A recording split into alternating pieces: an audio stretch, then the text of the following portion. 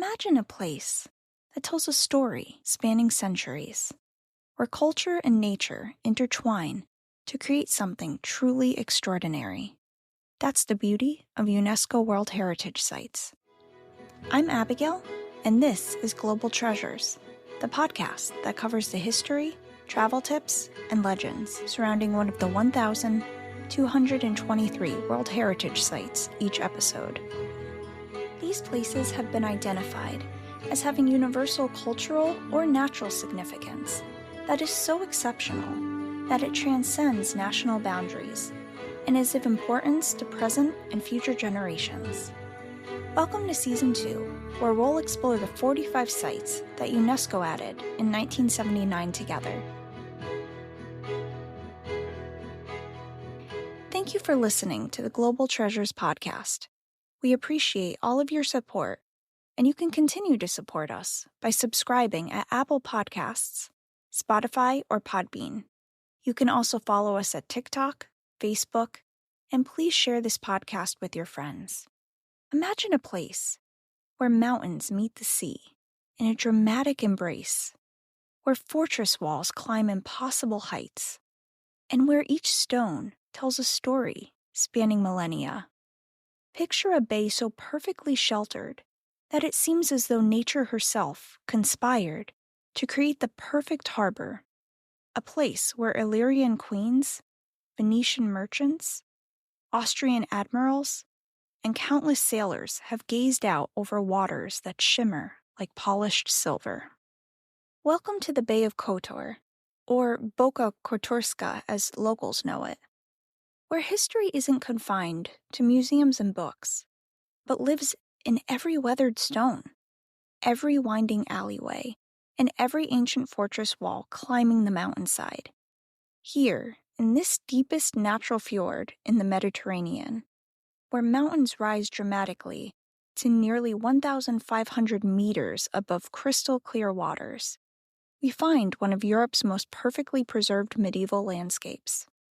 The natural and cultural-historical region of Kotor encompasses the most spectacular part of Montenegro's Adriatic coast, a landscape where nature and human ingenuity have created something truly extraordinary.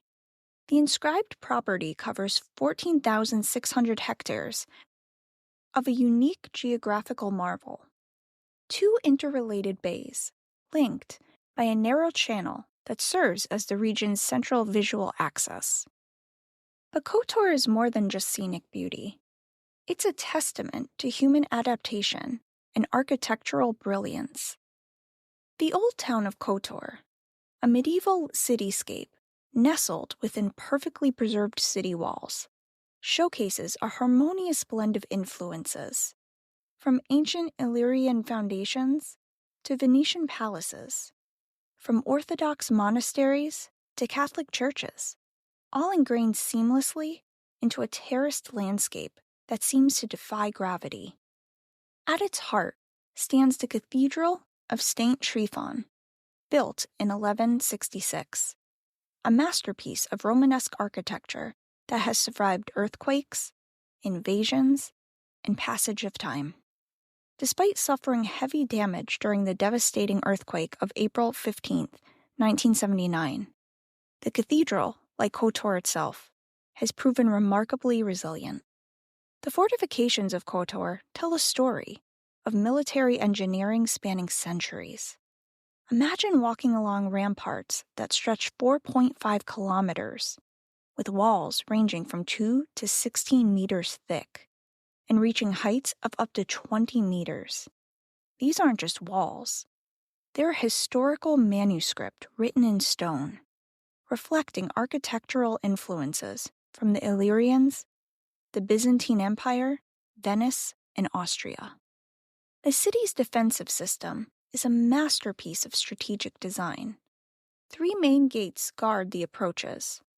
The Sea Gate, from 1555, stands as the main entrance, its winged lion of St. Mark still proudly proclaiming Venetian heritage. The River Gate, from 1540, with its imposing Bembo bastion, and the Girdic Gate from 1470, fortified by the Gurdik Bastion. The fortifications don't just encircle the city, they climb. Starting from sea level, they ascend St. John Mountain in an incredible display of medieval engineering. Along this vertical fortress, you'll find the Church of Our Lady of Remedy from 1518, offering solace to countless defenders and pilgrims. At the summit, 280 meters above the bay, stands the San Giovanni Castle, crowning this remarkable defensive system. The Bay of Kotor is a place where geography becomes poetry.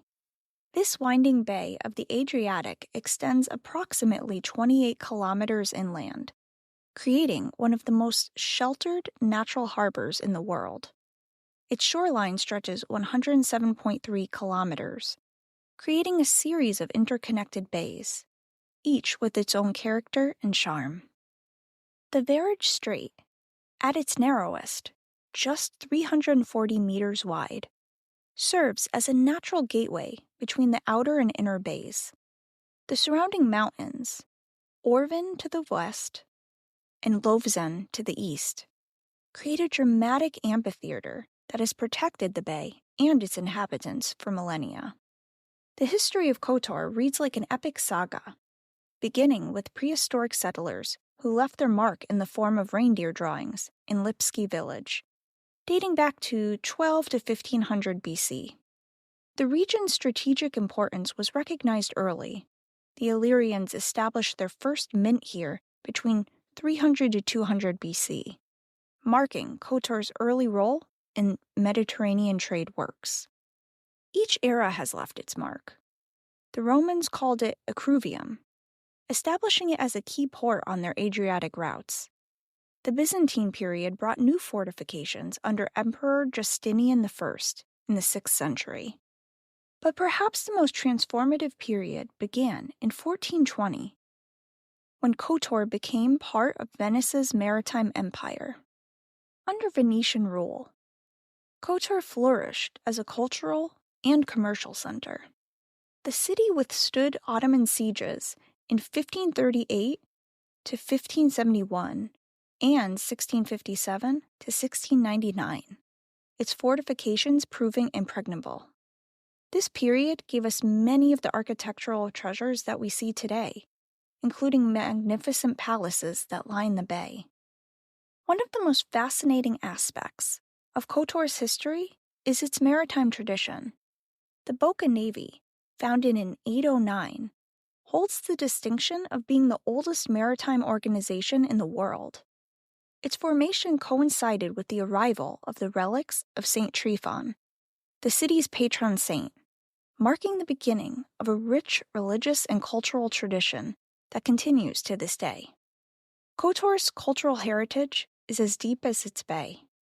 The city has been a meeting point of religions, cultures, and artistic traditions. The Church of St. Luke, built in 1195, tells this story perfectly. From 1657 to 1812, it uniquely housed both Orthodox and Catholic altars, a testament to the city's tradition of religious tolerance and cultural integration. The city's artistic heritage is equally impressive. From the 11th to the 14th centuries, Kotor's workshops produced over 800 Byzantine-style icons, creating a legacy of religious art that rivals any in the Mediterranean. The town's goldsmith tradition, exemplified by masters like George Radek Kusevic in the 18th century, created treasures that still fill church treasuries today. Like many historical sites, Kotor faces the challenge of preserving its heritage while embracing the future. The devastating earthquake of 1979 marked a turning point, leading to the city's inscription on UNESCO's World Heritage List and its danger list in the same year. However, this crisis also sparked a remarkable rehabilitation effort that has helped preserve the city's architectural treasures for future generations. Fun fact: did you know that Kotor is famous for its cats?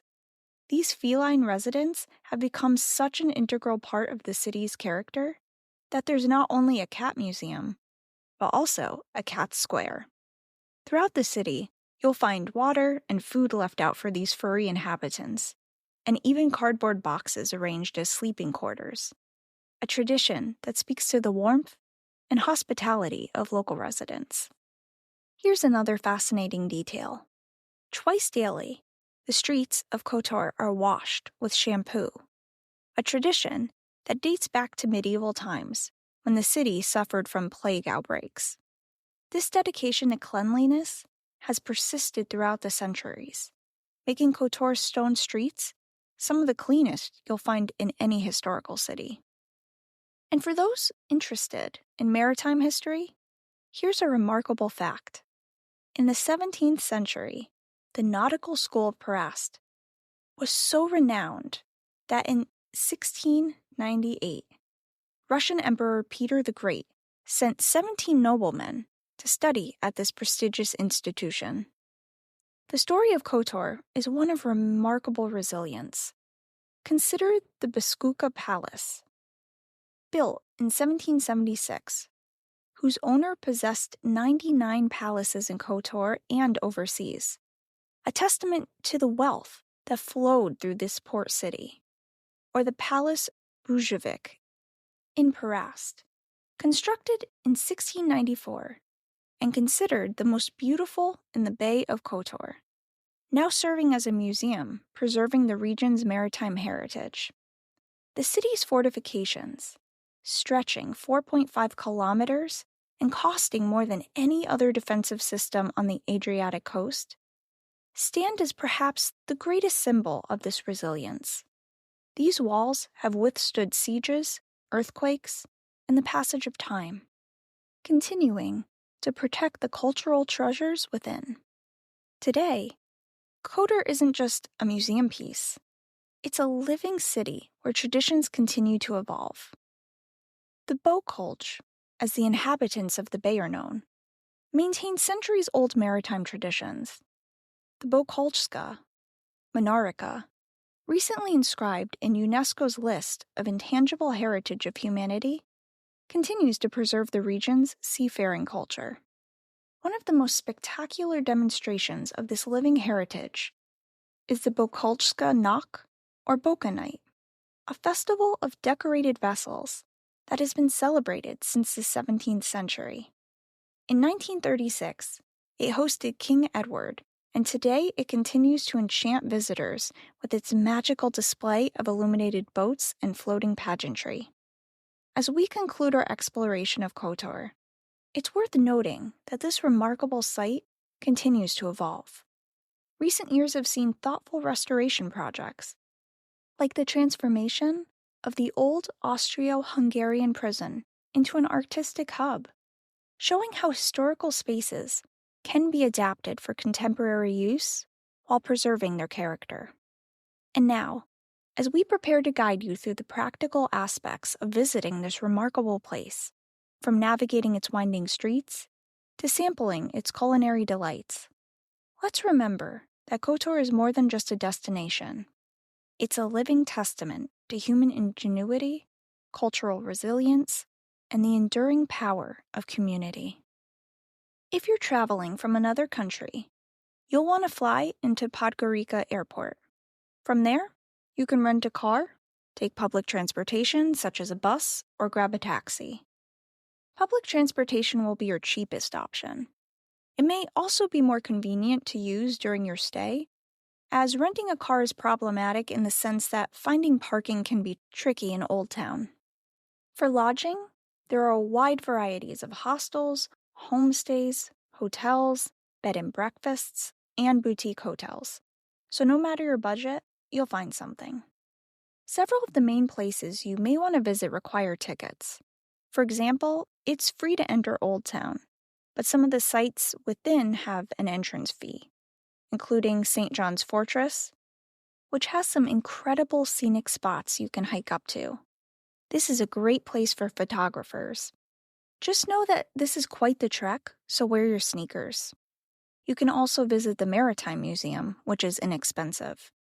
It's over 120 years old and sits in a Baroque palace. And when it comes to paying those fees, always ask for discounts. Sometimes they're available for students or larger groups. If you're a foodie, this is a great place to eat inexpensively. The cuisine is a mesh of Italian, Turkish, and Hungarian, so you'll see goulash, kebab, and cured meats on many menus. Turkish coffee is common as well. One standout dish worth trying that's a popular fast food option is börek.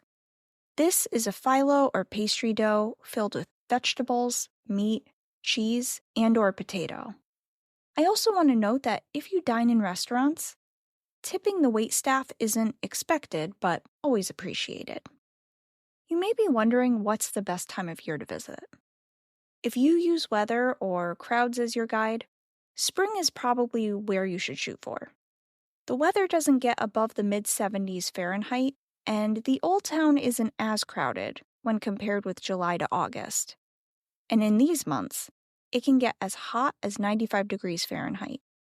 Also, this is a large cruise port, so there's a big influx at the major tourist attractions during those summer months. Winter ranges between 40 to 60 degrees Fahrenheit, but know that between December and February, a lot of the attractions have limited hours or may be closed altogether. I was surprised to learn this, as over 23,000 people reside within this area, making it a unique UNESCO site, as most of them are uninhabited. The primary language is Montenegrin, but English is frequently spoken in tourist areas. Also, menus are typically printed in English, as well as the signs at major tourist destinations. However, it never hurts to learn a few basic phrases like hello or thank you. And for those who love to hear about hauntings and legends, this site has some interesting lore. The first is the Island of Dead Captains. It's said that the island of St. George Parast is haunted by the ghost of a French soldier who killed his girlfriend by shooting a cannon at her house. It's said that this story even inspired the painting The Island of the Dead by Becklin. It's privately owned now, so visiting is not permitted by the general public.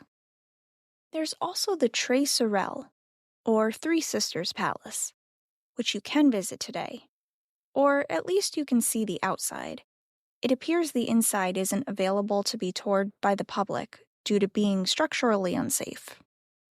This 15th century summer home is supposedly haunted by three sisters, all of whom fell in love with the same sailor, and well, as you can imagine, things ended tragically.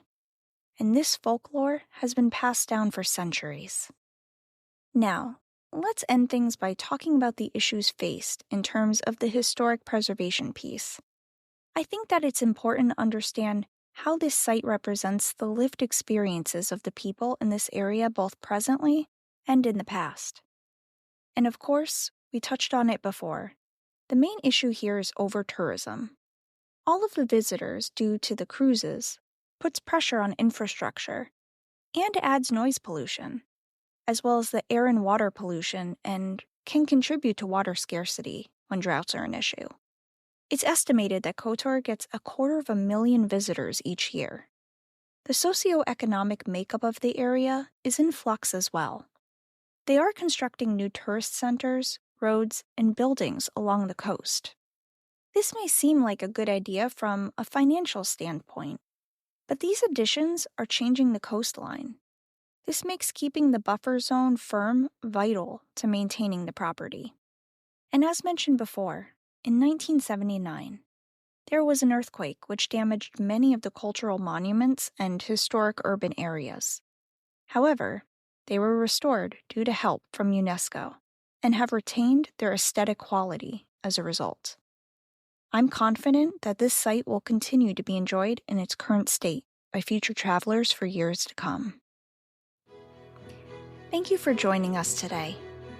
Our next episode will take us to the Ngorongoro Conservation Area in Tanzania, which is the home to the Great Migration.